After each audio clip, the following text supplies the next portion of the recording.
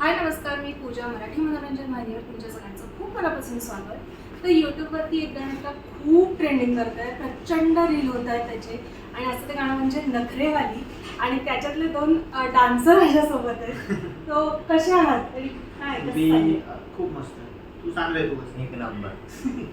मी म्हटलं असं तुमचं नखरेवाली गाणं इतकं फेमस झालं, इतकं ट्रेंडिंगमध्ये आणि ते रील बनत आहेत. कशा फिलिंग्स आहेत त्याच्यामध्ये काम केलं, मेहनत घेतली, कशा फिलिंग्स आहेत तुमच्या?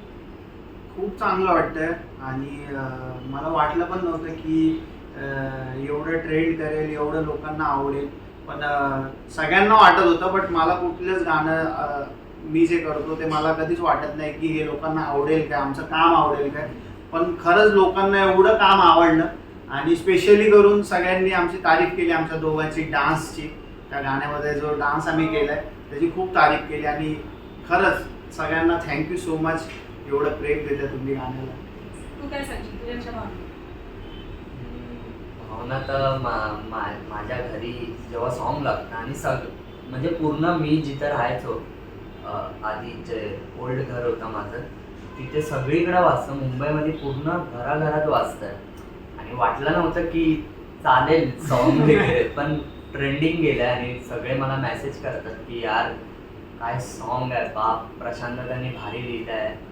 सोनाचा आपला आवाज आहे, रोहित राऊतचा आवाज आहे आणि त्यात डिरेक्शन रोहित जाधवने केलं आहे. आणि बाप झालं पूर्ण. आणि भारी वाटतंय की एवढं प्रेम देत आहे आणि असंच प्रेम करत राहा.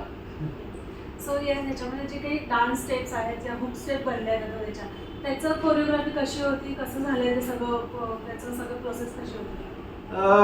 अर्चित करून एक मुलगा आहे, त्यांनी कोरिओग्राफ केलं आहे पूर्ण गाणं हे.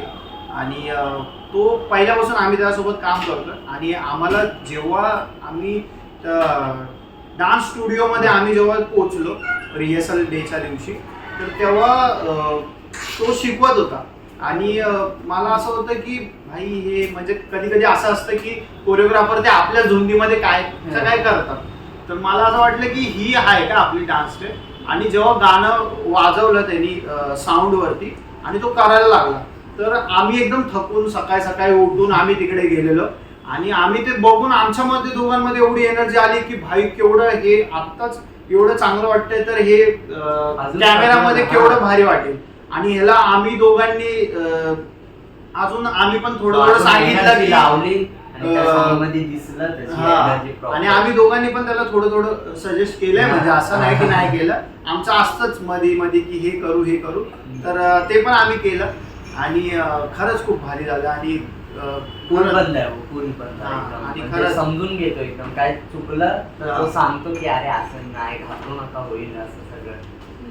पण असं डान्स शूट करताना, असा डान्स अल्बम शूट करताना एक प्रेशरही कुठेतरी असतं का की आपल्याला ट्रेंडिंग मध्ये आलं पाहिजे, किंवा काय होईल याचं लोकांना कसं वाटेल, काय प्रेशर असतं तुमच्या? 5 मार्च तारीख, हिट सॉन्ग आहेत सगळे. 5 मार्च म्हणजे जेवढे पण आम्ही केले निकच्या बर्थडेच्या वेळी ते सॉन्ग पण सगळे हिट आहेत. माझी बायको, आपलीच हवा, ब्रेक झाला आणि आता नखरेवाली. म्हणजे 5 गाणी. ते पण कधी असं मनातून वाटत नाही. मला तर नाही वाटत, पूर्ण टीमला वाटतं. मला कधी असं वाटत नाही की हे गाणं आवडेल का, असं ते मनामध्ये एक भीती असतेच माझ्या. गाणं करताना आणि रिलीज झाल्यावरती पण एक वेगळी भीती असते. पण जेव्हा ते प्रेम भेटतं आणि नंतर मग ते जेव्हा असं वाटतं की अरे यार खरंच आवडतंय लोकांना, नाही का आपलं काम आवडतंय. पण आम्हाला खरंच वाटलं नव्हतं की एवढं चालेल आणि एवढं प्रेम भेटेल एवढं पण नव्हतं माहित. म्हणून आम्ही ब्लॉग वगैरे काहीच नाही केलं. नंतरला समजलं अरे करायला पाहिजे होतं आपल्याला ब्लॉग वगैरे. पब्लिकला बीटीएस आवडतात, म्हणजे बघायला व्हायरल होतात बीटीएस. कारण एक आपली ती वन टेक वाली ती आम्ही जस्ट बनवली, ती पण अशीच व्हर्टिकल मध्ये बनवली आणि ती आम्ही टाकली. ती 1 मिलियन लाईक्स त्याला इंस्टाग्राम वरती, 1 मिलियनच्या वरती. म्हणजे लोकांना गाणं तर आवडते बघायला, पण त्याचे बीटीएस बघायला पण खूप आवडते. आम्ही व्लॉगच नाही केलं. नेक्स्ट टाइम आता मी तुझा एक बीटीएस आय गेस बघितला होता, तू वर्ण येतोस बाल्कनी. तोच काय नक्की झालं, परत एकदा नीट ऐकायला तो 1 टेक होता. आणि तो वन टेक पूर्ण- केलायस तू हा. असं वरनं वगैरे वरतून यायचं होतं म्हणजे काय म्हणजे लगेच यायचं होतं मला 5 सेकंड मध्ये वगैरे तर ते होत नव्हतं. माझा पाय पण मुरगळला. त्यांनी म्हणजे सगळे थकलेले की यार होत नाही आणि फोकस पण जात होता. आणि विषय काय आला तिथे ऊन होतं पूर्ण आणि आम्ही दोघांनी चप्पल नव्हतं घातलं कारण त्याला वरून पळून यायचं होतं. आणि मी असं तिथे बोललो रोहित दादाला की तो बिना चप्पलीचा आणि मी चप्पल घातले मग ते चांगलं नाही वाटलं मग मी पण चप्पल काढली. तर आम्ही उन्हामध्ये तिथे डान्स करतोय येत नव्हते टेक 7-8 टेक झालेले पण कॅमेरा फोकस जात होता सारखा म्हणून आम्ही परत एक घेतच होतो. आणि नंतर तो सूरज जो डीओपी आहे या गाण्याचा तो बोलला की नाही भाई ये करने का ही है और आपण करते. तर आम्ही बोललो दोघांनी चल हे लास्ट टेक आहे जे होईल ते होईल फायनल करून टाकू. आणि त्यामध्ये ह्याला 2-3 वेळा त्या टेक मध्ये ह्याला पायाला पण लागला कारण हा डायरेक्ट उडी मारून येत होता शिड्यांवरून. त्याला मी सांगत होतो नीट करूया आपण. आणि नंतर आम्ही बोललो दोघं की भाई करते जे होईल ते होईल ठीक आहे. आणि मग जाऊन आलो ते पेटलं खाली पटकन आलो तिथून ते बीटीएस बघितलं असायचं वन टेक प्रॉपर आला आणि तो पब्लिकला आवडला. हो ती स्टेप खूप जास्त छान वाटली. तर सो भारीच आहे. तुमच्यासोबत 2 डान्सर सुद्धा आहेत मुली येस. सो त्यांच्यासोबत तुमचं बॉन्ड कसं झालं अनुष्का आणि अंकिता सोबत तर माझा पहिला होता म्हणजे मी एक गाणं केलेलं तिच्यासोबत तर तो एक बॉन्ड होता. ह्याच्यासाठी नवीन होता अनुश्री सोबत कारण फर्स्ट टाइम काम करतोय आणि मी पण केलंय फर्स्ट टाइम पण माझी जोडीच नव्हती ना तर मग माझं एवढं बोलणं असं झालंय. दाखवायचा असतो सो कसं होतं ते माझ्याने होत नव्हतं पण हा मला बोलत नव्हता. तिने समजून घेतलं मला की आपण करू पण मला ते होत नव्हतं. अनकम्फर्टेबल वाटत कारण तिने जास्त गाणे केले ना तर मला ते असं मला ते होत नव्हतं की यार कसं करतं ते. आणि मी याला विचारत होतो बरोबर आहे काय बरोबर केलंय काय असं तसं टेक वगैरे तर ती मला सांगत होती की असं कर त्याच्या वेळी असं कर असं क्लोज यायचं आहे. मी थँक्यू अनुश्री. अरे थँक्यू अनुश्री. थँक्यू अंकिता तू मला बोल कारण ती मला विचारत होती जेव्हा तिला लिपसिंग होती जो मुलीचा व्हॉइस आहे गाण्यामध्ये सोनालीने गायलाय तर तिथे ती विचारत होती मला की अरे यार आणि तिला भीती वाटते लिपसिंग करायला ना तिला भीती वाटते की चुकतात काय होतं हे ते. तर ती मला सारखी विचारायची नी कसं करू असं करू तसं करू हे करू ते करू. तर मग आता काय सांगितलं तिला आणि तिने चांगलं काम केलं.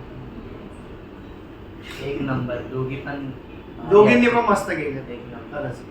तुम्ही मगापासून म्हणताय की तुम्हाला पहिले वाटत नव्हतं की एवढं ते ट्रेंड होईल इतकं सगळ्यांना आवडेल पण जेव्हा तुम्ही पहिल्यांदा ते गाणं ऐकलं तेव्हा काय मनात आलं की कसं होणार आहे कोणी सांगा.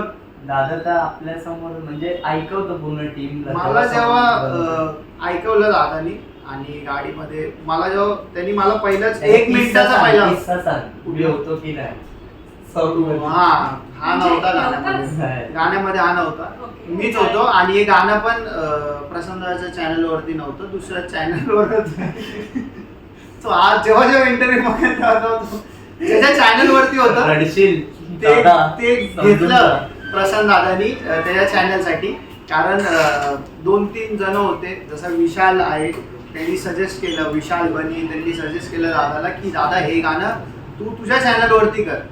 आणि मग नंतर मग सगळ्यांनी डिसाईड केलं आणि 5 मार्चला वेगळंच गाणं येणार होतं पण हे ठरलं त्यात माझा 12 मार्चला बर्थडे येतो तर दादानी मला पण विचारलं की तुला पण एक सरप्राईज म्हणून गिफ्ट म्हणून कर सॉन्ग आणि हिट एकदम ते जोडून आलं आणि मग ते झालं चांगलं.